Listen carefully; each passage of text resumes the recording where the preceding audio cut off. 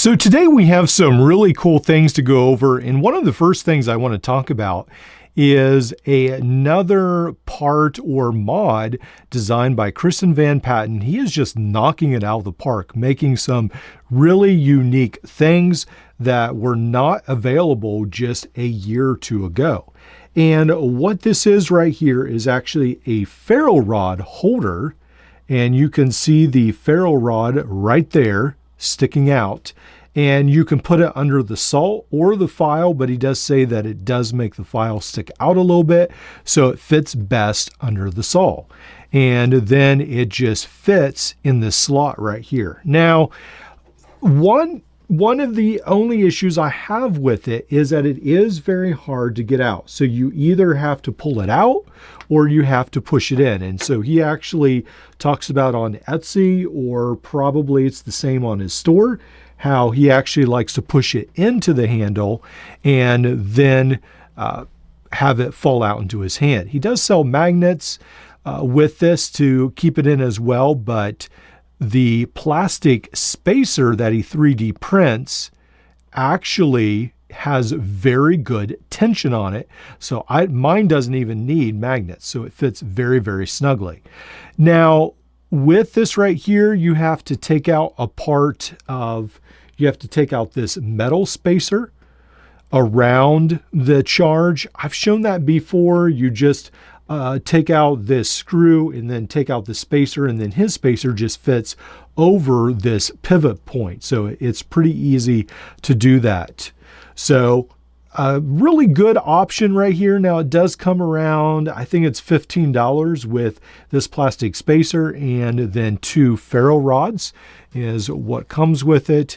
And then he has these washers right here that also, if you have issues with it being too loose, you can use those as well.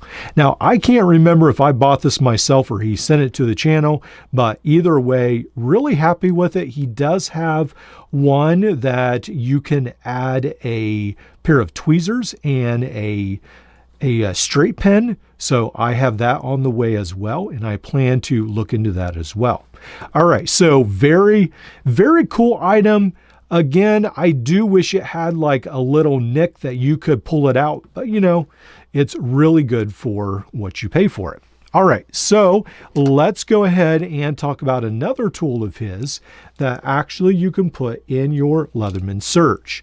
Now, what I did was I actually swapped out my Leatherman Surge for a 1/4-inch bit holder, and I took out all the tools, but now I've put my Leatherman bit holder back in to illustrate this tool that was sent to the channel actually a long time ago, and I never got around to reviewing it because I had reviewed the Wave model. So this one right here actually fits very nicely into the Surge, and you just go ahead and take, again, these 2 pivots apart.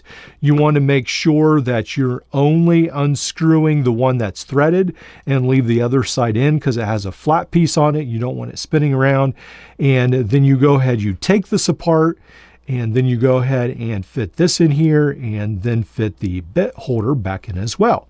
And so this snaps in right here. So he just does an amazing job with this part. It looks very, very nice. This is one of the things I really like about his shop. I feel like it's a lot better than some of the products you get on Shapeways for your Leatherman tools because it's already ready to go. And I love that. And now, right now, he is experiencing some delay because Max Level EDC did a great video on a lot of his products as well. So a lot of people jumped on and are buying, so you will have to wait for a little bit. But keep in mind, this is a great option for your Leatherman Surge. Now, when you put your scalpel holder on here, what I like to do is actually grind down the tip because I have had an issue with this stabbing me again and again.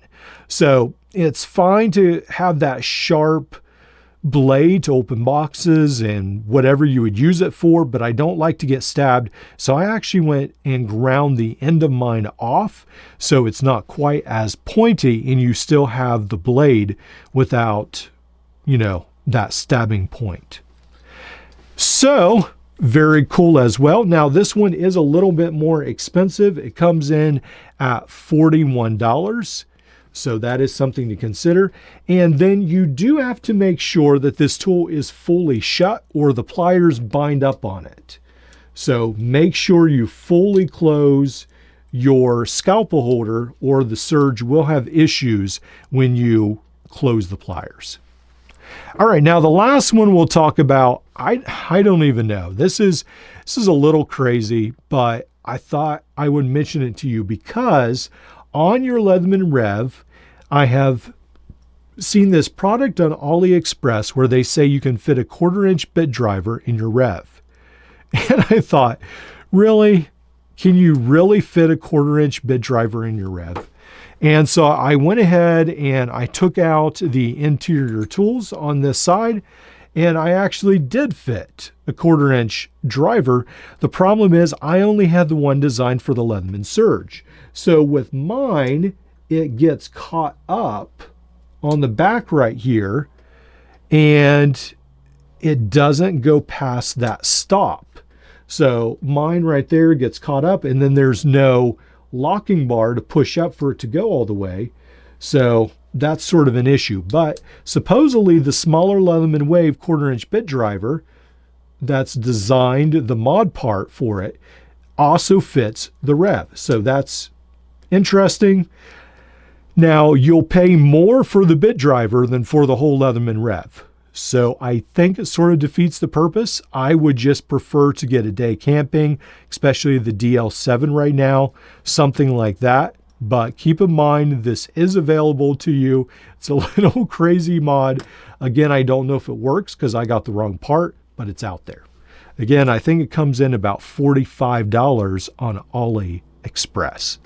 So there are so many great options, so many fantastic tools, and I think actually the best tool, if you're really into modding right now, is the DL7. I have got some fantastic projects coming up. I hope. I'm excited about them. And I've actually bought 3 of these. So this is the SQT version, and then I bought another day camping DL7. This is the one that I added a Leatherman charge scales to, and then I added this pocket clip. It's been working great for me, so I really enjoyed that. I've got some orange charge type scales coming, and then I'm thinking about doing one almost like the rare Leatherman charge wood walnut edition, I think it is, with the brass colored screws. So we'll see if I ever get around to that, but that's in the works. And there are so many fantastic tools to mod that it is just becoming a really great time to be in the multi-tool market as a hobbyist.